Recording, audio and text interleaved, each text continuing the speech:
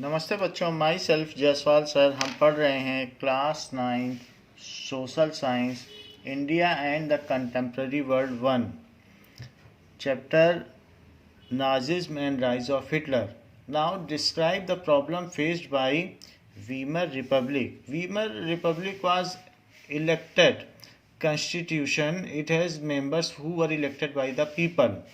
And after defeat of Germany in First World War, there were certain problems with Weimar Republic. Weimar Republic लोगों में कम popular हो गया जबकि ये डेमोक्रेटिकली इलेक्टेड थी। And Weimar Republic has done only the treaty of Versailles. So after defeat of Germany in First World war,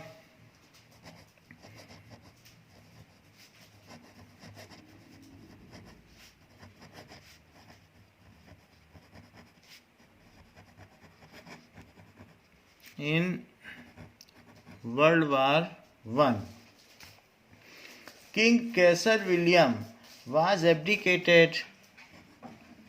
So King Kaiser William ने गद्दी छोड़ दी थी।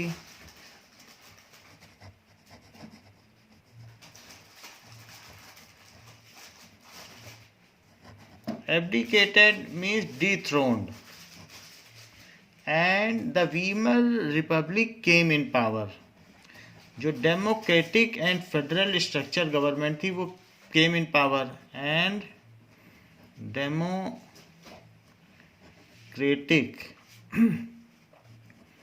And federal government.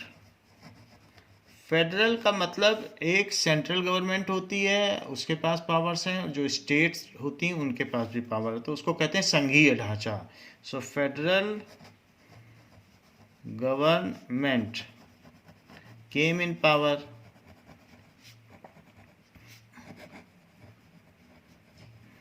People of Germany held responsible Weimar Republic for the injustice done to the Germans in Treaty of Versailles.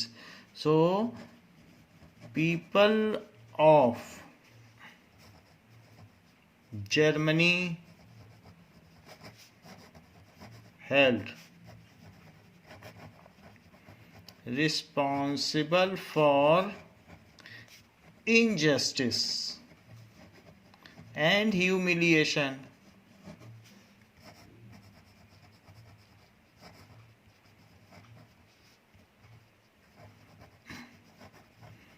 done to Germans in Treaty of Versailles.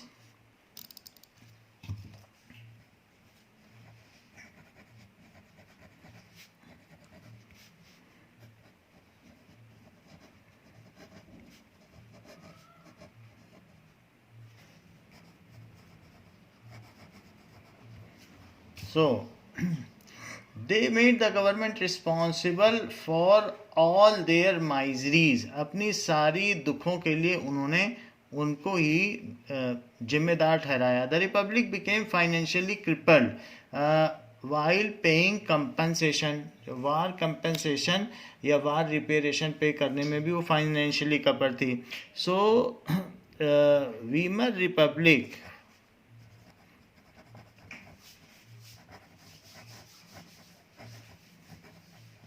was unable to pay war reparation. Reparation भी कह सकते हैं, compensation भी कह सकते हैं।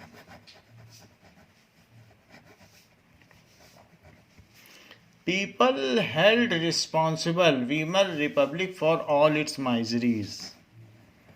People held responsible Weimar Republic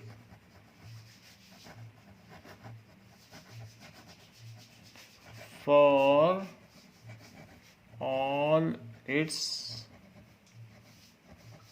miseries. अपनी सारी गलतियों के लिए, कमियों के लिए उसको ही जिम्मेदार ठहराया। ये तो पहली बात है कि जो उसको वार रिपेरेशन देना पड़ा, ह्यूमिलिएशन, इसके लिए वीमर रिपब्लिक को प्रॉब्लम फेस करनी पड़ी। वो खुद को प्लकेट करना चाहती थी कि हम अच्छे हैं और हम ऐसे नहीं हैं।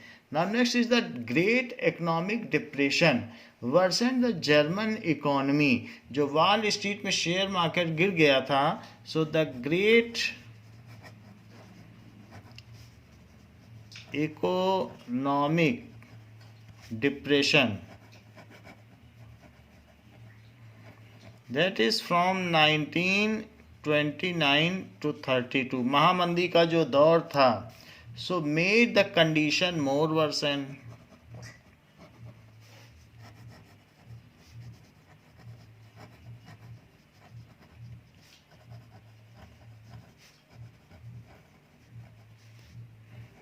so वहाँ की जो मनी थी वो उसकी कीमत गिर गई थी। That it was hyper inflated, so hyper inflation, so due to hyper inflation the cost of money was down. So ये कहा जा सकता है due to devaluation in money, या फिर हाइपर इन्फ्लेशन।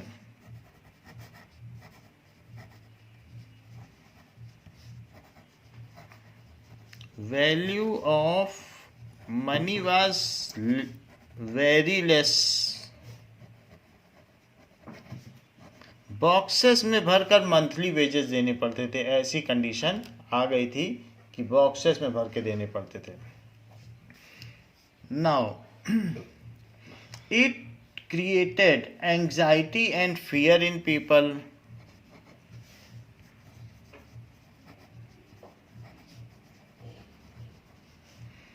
So,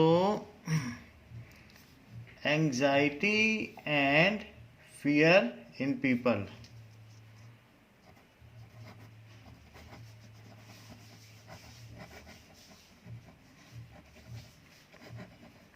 तो दूसरा कारण था, पहला तो ट्रीटी ऑफ वर्सलीज था, दूसरा था ग्रेट इकोनॉमिक डिप्रेशन। इसके अलावा the middle class, small businessman, the self employed, the retailer suffered as their business got ruined. सभी का बिजनेस खराब हो चुका था। The production fell up to 40%। So production fell by 40%, and the business of middle class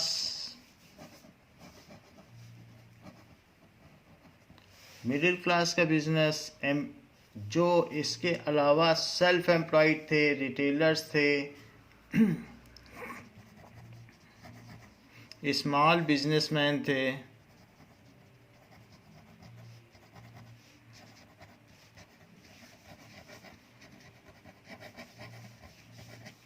and retailers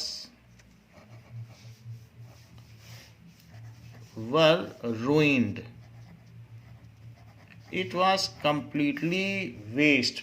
Due to less production and less demand, their business was ruined. So this was second problem faced by Weimar Republic. Weimar Republic was held responsible for it, though it was a world crisis. Then also Weimar Republic was held responsible for it. तीसरी एक और भी बात थी जिसके लिए Weimar Republic को responsible ठहराया गया। So the Weimar Republic was politically week.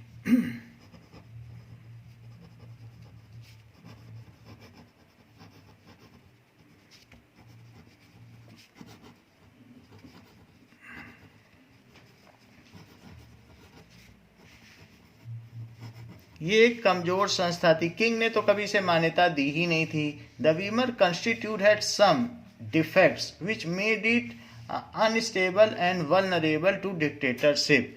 So its constitution, इसके संविधान में कुछ खामियां थी। So its constitution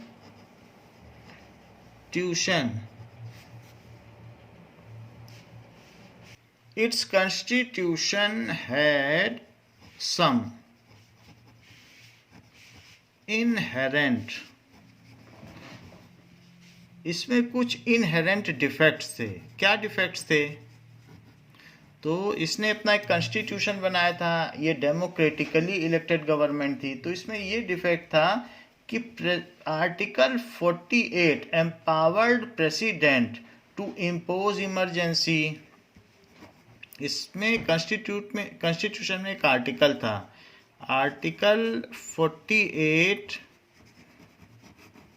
empowered government to impose emergency, वो जब चाहे इमरजेंसी लगा सकता था।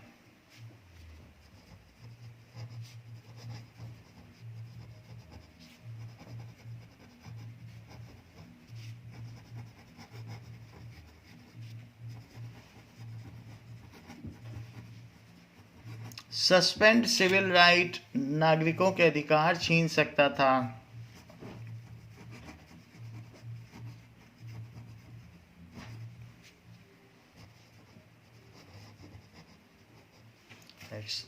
And rule by decree,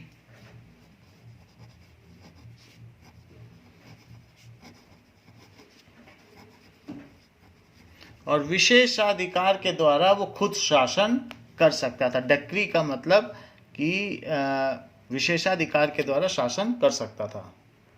so it is a kind of unchallenging rule, जिसको कि ज्यूडिशरी भी ऑब्जेक्ट नहीं कर सकती है। So unchallenging rule by a single person is known as rule by decree.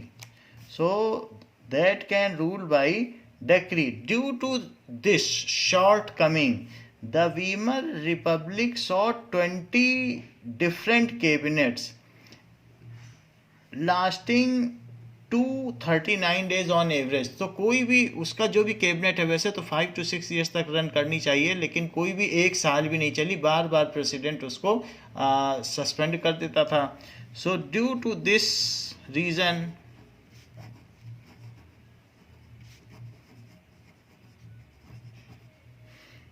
Weimar Republic was suspended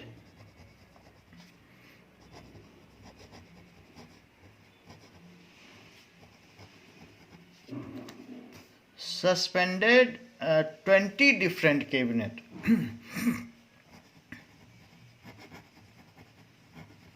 many a times,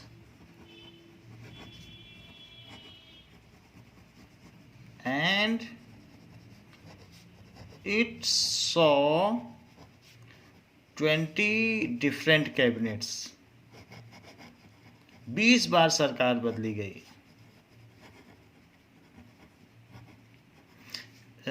with no cabinets lasting for even 1 year, और उसमें से कोई एक साल भी नहीं रह पाई, प्रेसिडेंट सबको हटा देता था। with no cabinet lasting for even single year, so it made Weimar Republic highly unstable। तो इसने इस रिपब्लिक, वहाँ की जो रिपब्लिक थी, उसको वीमर रिपब्लिक माना जाता था। It made Weimar Republic highly unstable।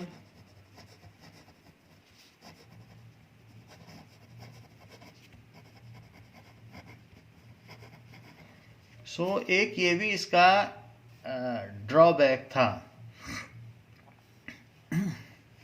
These were the reason that Weimar Republic lost its credibility among people। These were the reasons Weimar Republic lost its credibility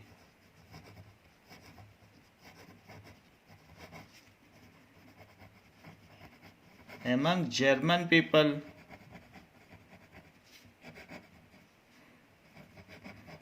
and paved a path for rise of Hitler and Nazism, और एक रास्ता दिया उनको कि Nazism आए, and paved एक ऐसा रास्ता बिछा दिया, paved a path for Nazism जो कि रेसिस्ट थे, and rise of Hitler,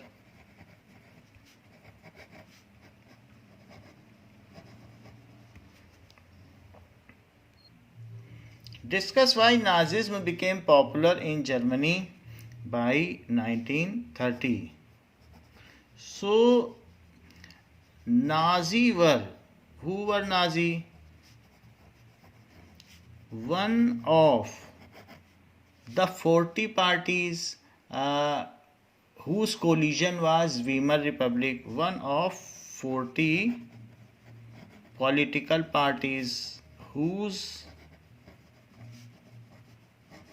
collision उनके संगठन से बना था, मेल जोल की मिली जुली सरकार थी, हुज खिचड़ी सरकार थी, whose coalition was Weimar Republic. Nazis were of the party National Socialist German worker party. So they were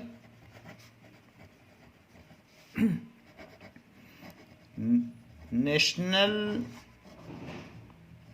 Socialist German Workers Party and were radicals, कट्टरपंथी थे, radicals.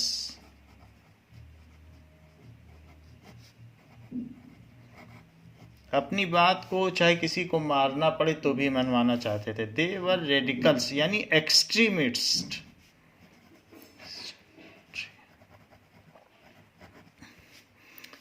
They also believe in fascism.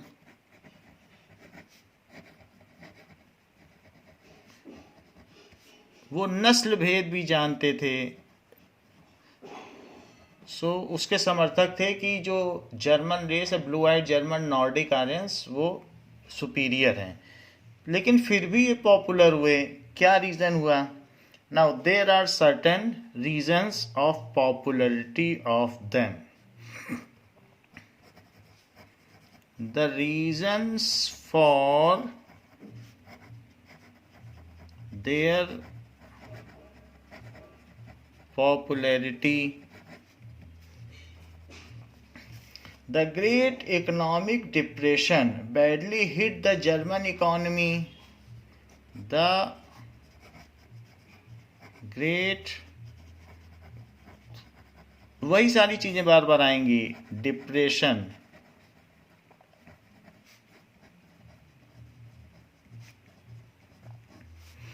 badly hit the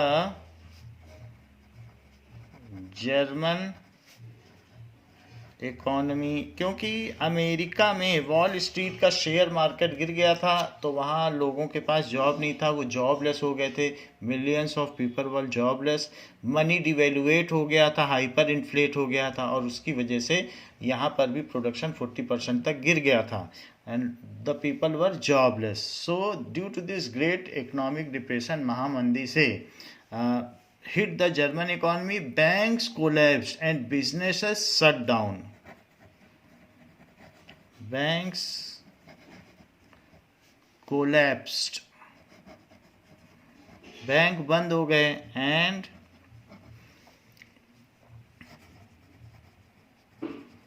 businesses shut down. ये भी एक reason था कि ये popular हो गए. लोग इन्हें सब्स्टिट्यूट के तौर पर देखने लगे. Workers lost their job and middle class were threatened with destitution. वो निराशा से भर गए. Workers lost their jobs, production हो नहीं रहा था, and middle class were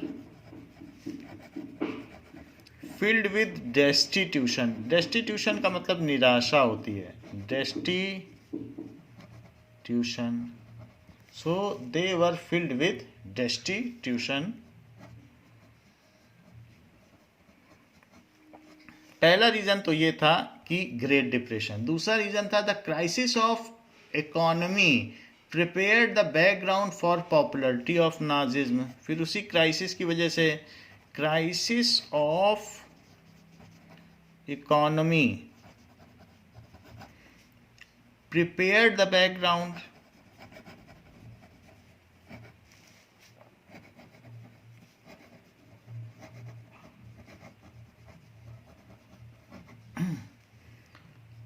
for popularity of Nazism.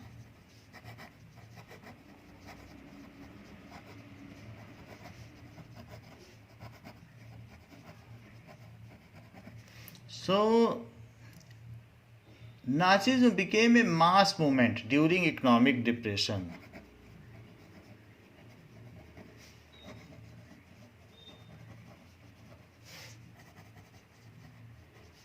ये बताते थे कि हम सुपीरियर हैं और हमें हारना नहीं चाहिए, हमारे साथ जो इनजस्टिस हुआ है ट्रीटी ऑफ वर्सलीज में, हमें उसका बदला लेना चाहिए। सो ये मास मूवमेंट बन गया। It became mass movement during economic depression.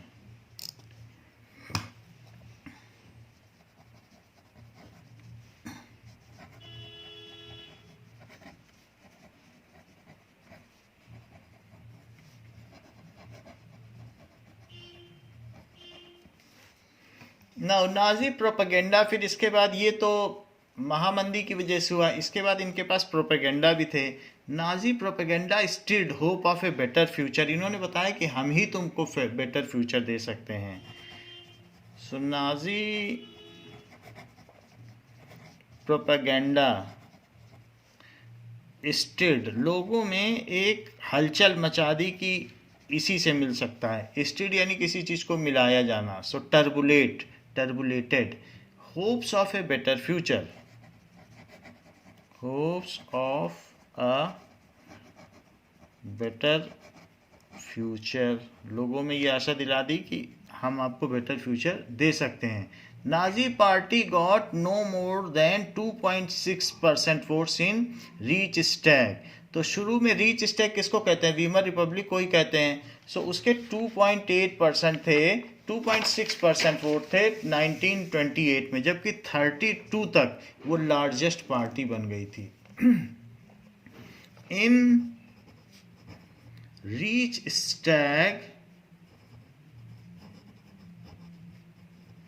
Reach Stag ही दूसरा नाम था वीमर रिपब्लिक का।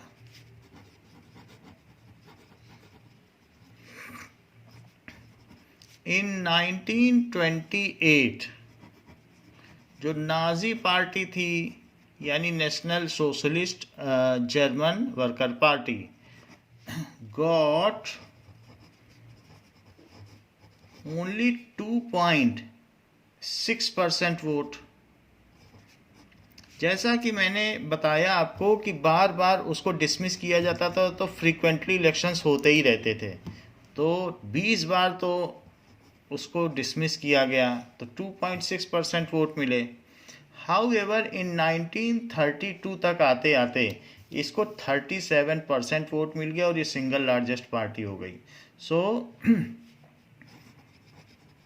हाउएवर इन 3 साल में ही 1932 इट वॉज लार्जेस्ट पार्टी। 40 पार्टियों में यही लार्जेस्ट हो गई, largest party of Weimar Republic.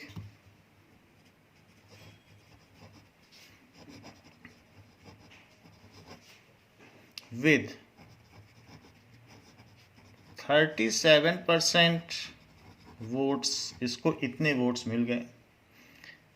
फिर और भी रीज़न थे कि हिटलर में भी एक अच्छे डिक्टेटर या लीडर की क्वालिटी थी। Hitler the leader of Nazi party.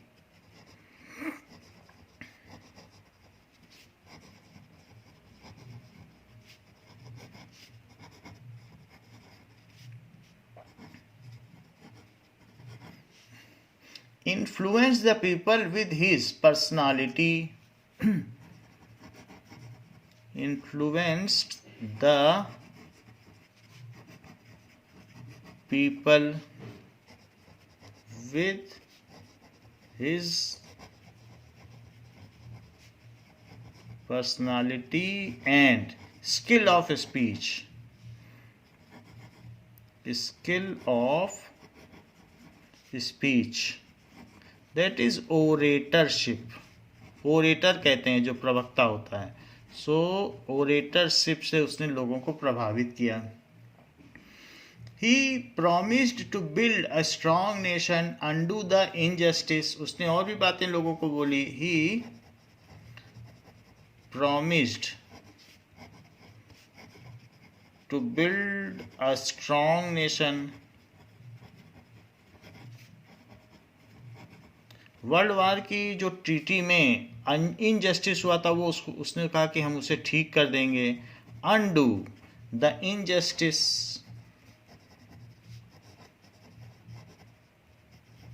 Of treaty of वर्सलीज.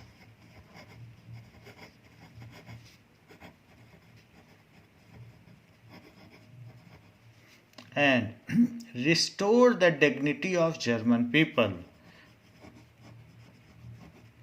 पहले तो था कि कोई भी जर्मनी में आ सकता था ये देखने के लिए कि वो मिलिट्री पावर तो नहीं बढ़ा रहे हैं. Restore the dignity of German people. तो ये सारे प्रॉमिस उसने किए जिसकी वजह से नाजी पार्टी को फेम मिल गई. And also promised employment for those who are looking for work and secure future for youth. He promised employment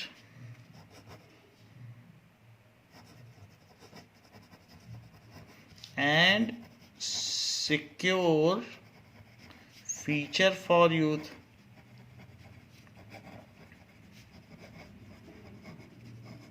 सो ये सारे प्रॉमिस उसने किए. एक और रीजन था, Nazi held massive rallies and public meetings. तो नाजियों ने लार्ज स्केल पर मीटिंग की. Nazi held massive rallies and public meeting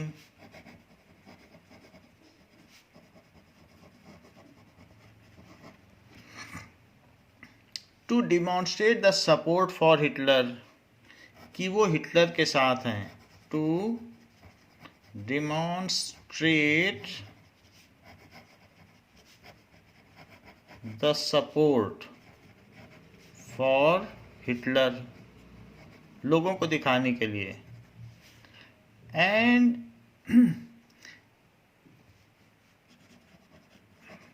made a sense of unity among people. उनके अंदर जनरेट किया, जनरेटेड ए सेंस कि हम सभी जर्मन वाले एक हैं. A sense of unity,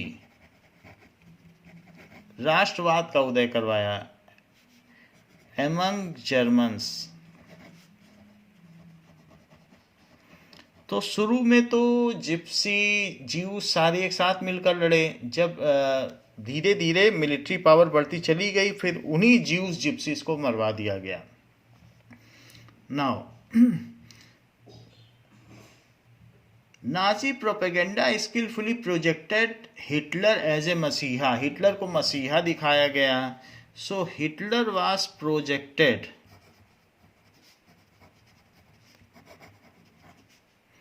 as a savior.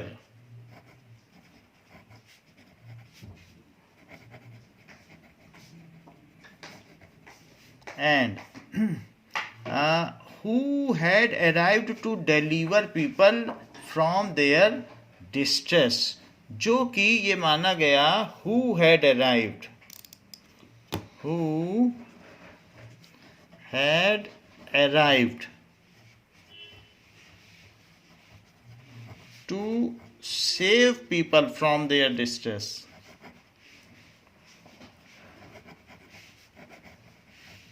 From their distress. इस तरीके से हिटलर को दिखाया गया. Now, this image captured the imagination of people whose sense of dignity and pride had been shattered. And ये सारी चीज़ें थीं. These all were the reasons that how Nazism became popular in Germany. These all were the reasons how Nazism became popular in Germany.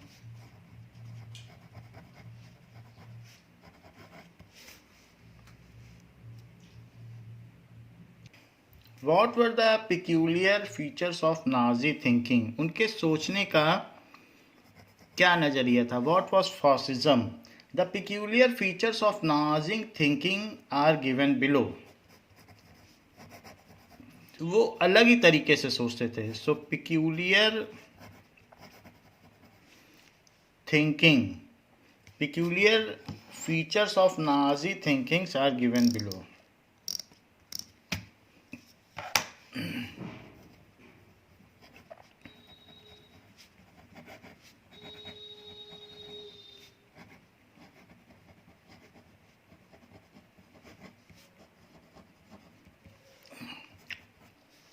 पहली बात, there was no equality between people.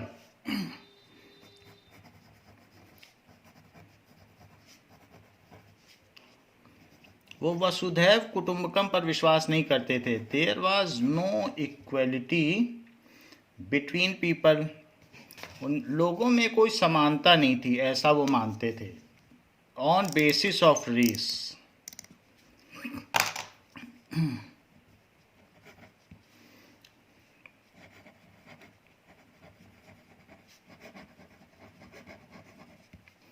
So, in this view, blonde सुनहरे बालों वाले blue eyed Nordic Germans were at top. In this view, उनके नज़रिए से blonde का मतलब सुनहरे बालों वाले, golden hair.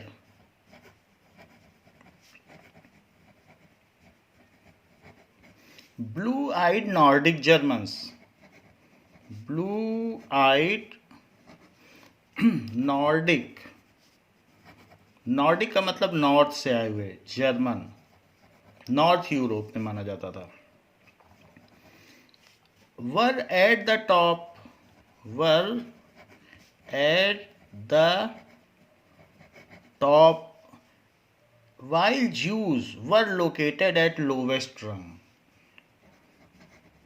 While Jews were located at lowest rung. On hierarchical basis, यानी अनुवांशिकता के आधार पर उसने ऐसा बनाया. It was false, but उसने ऐसा माना. On hierarchical basis. तो ये एक peculiar thinking थी. All other colored people were placed in between depending upon their external features. और जो दूसरे लोग हैं वो उसके बीच में आते हैं. All other colored feature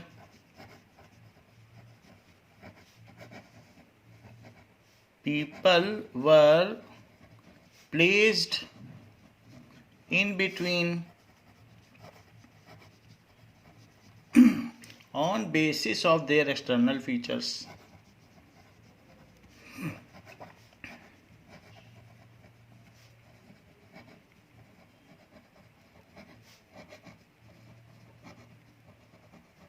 इसी को नस्ल भेद कहते हैं. दिस इज कॉल्ड फॉसिज्म, जो नस्ल के आधार पर भेद करता है. It is called fascism. वो लोग फासीवादी थे, नस्ल भेदी थे।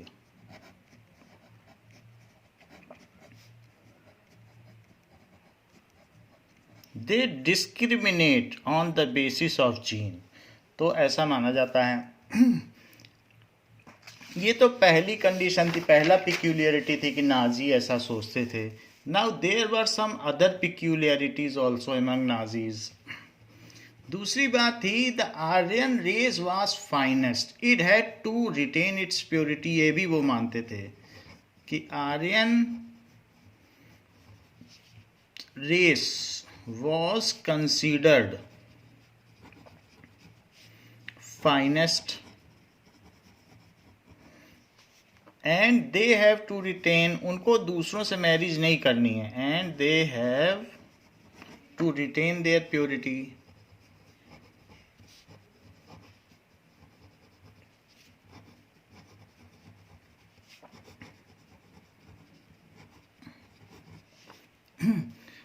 Become stronger and dominate the world. Become stronger and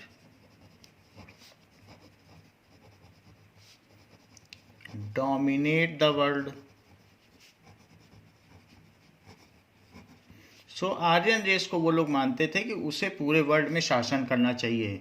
Nazis glorified वार, लोग वार से बचते हैं, लेकिन नाजीज का एक और भी पिक्यूलियरिटी थी कि नाजीज ग्लोरीफाइड वार, कि वॉर तो लड़ना ही चाहिए। Their only aim was to unite all people of Aryan race under one state. जहाँ जहाँ भी आर्यंस रहते हैं अदर देन जर्मनी, उनको भी जर्मनी में शामिल करना। Their only single aim was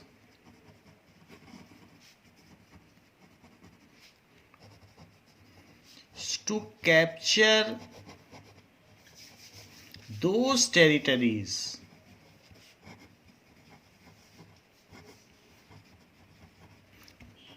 where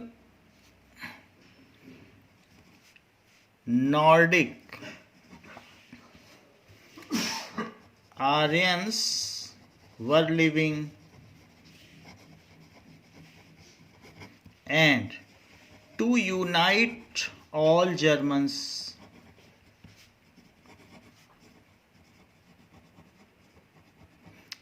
कई चीज़ें हैं, जैसे कि वो मानते थे रेस के बेसिस पर, दूसरा वो ये मानते थे कि आर्यंस श्रेष्ठ हैं, तीसरा वो वार को पसंद करते थे। तो ये सब पिक्यूलियर चीज़ें हैं, विशेष चीज़ें जो दूसरे लोग नहीं करते हैं। Now Hitler believe that new territories had to be acquired for settlement. Germans को ज़्यादा से ज़्यादा रहने की जगह चाहिए।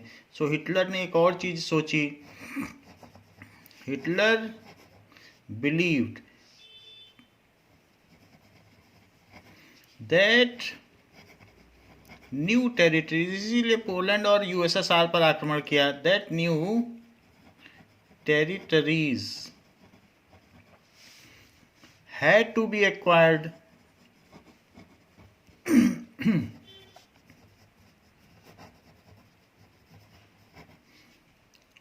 for settlement.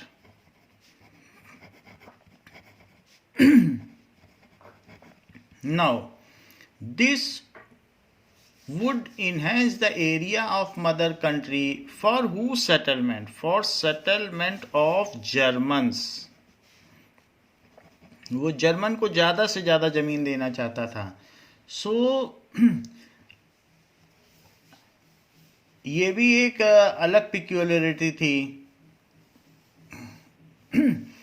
So it was to retain intimate link with the place of their origin and to enhance material resources and power of German nation. ये ऐसा इसलिए करना था, टू इन्हेंस, बढ़ाने के लिए, material resources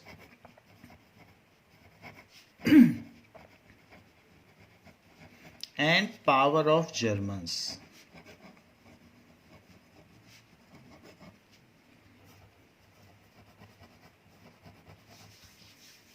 next, Nazis wanted only a society of pure and healthy Nordic Aryans. सारे Nordic Aryans नहीं चाहिए थे.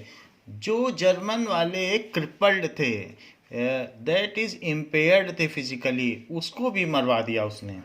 सो नाजीज वांटेड, ऐसा तो कोई नहीं करता लेकिन उसने किया. Wanted only a society of pure and healthy Nordic Aryans.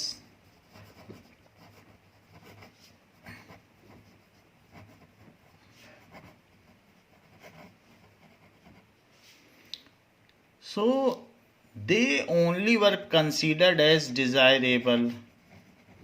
ये सब हम डिस्कस कर चुके हैं. They only were considered as desirable, कि उन्हीं को जीने का हक है, ऐसा वो सोचता था. Only they were seen as worthy of prospering and multiplying against all other classes. So this means that even those German who were seen as impure or abnormal has no right to exist. He thought that those Germans जो impure हैं, जिन्होंने Gypsy से शादी कर ली है, those Germans who were impure and crippled या फिर abnormal हैं, had no right to exist, उनको मार देना चाहिए. So it is only called genocide. On basis of this gene, he was killing people. Nazis hated Jews.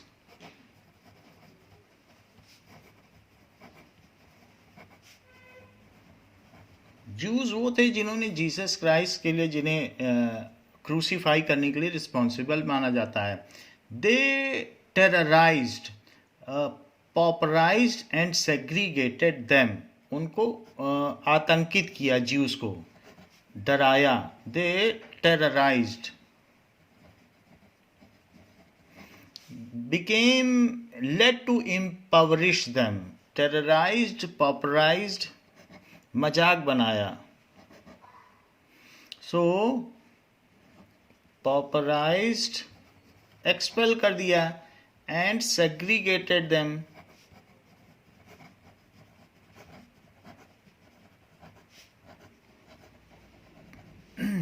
and compelled them to leave country.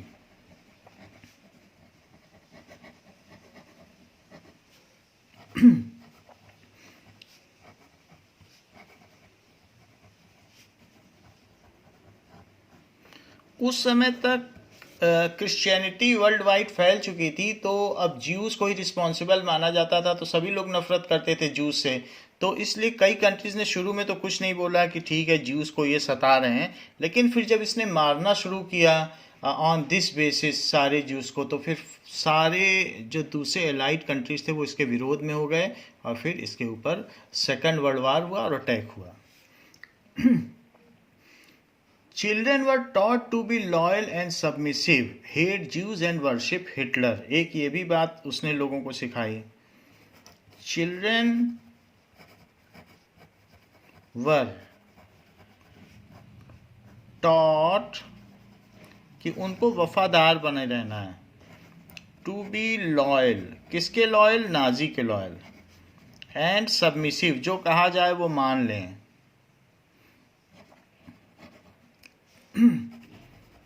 आज्ञाकारी, submissive. Hate Jews, उनको ये भी सिखाया गया. And worship Hitler,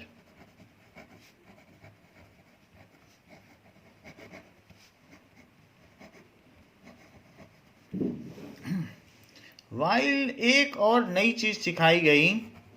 While boys were taught to be aggressive, masculine, and steel-hearted, the girls were told that they had to become good mothers and rear pure-blooded Aryans. लड़कों को सिखाया गया सेना में जाना है और लड़कियों को सिखाया गया कि उनको अच्छे गुड जर्मन नॉर्डिक आर्यंस पैदा करने हैं. While boys were taught to be aggressive,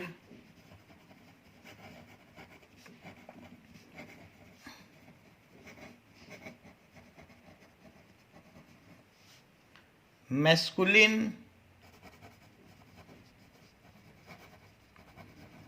and body building करनी है and steel hearted.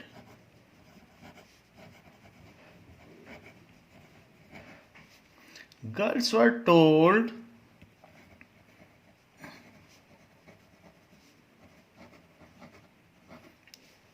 To that they had to become good mother, that they had to become good mother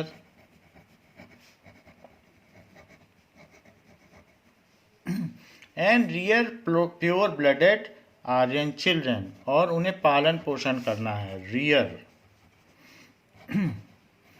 pure blooded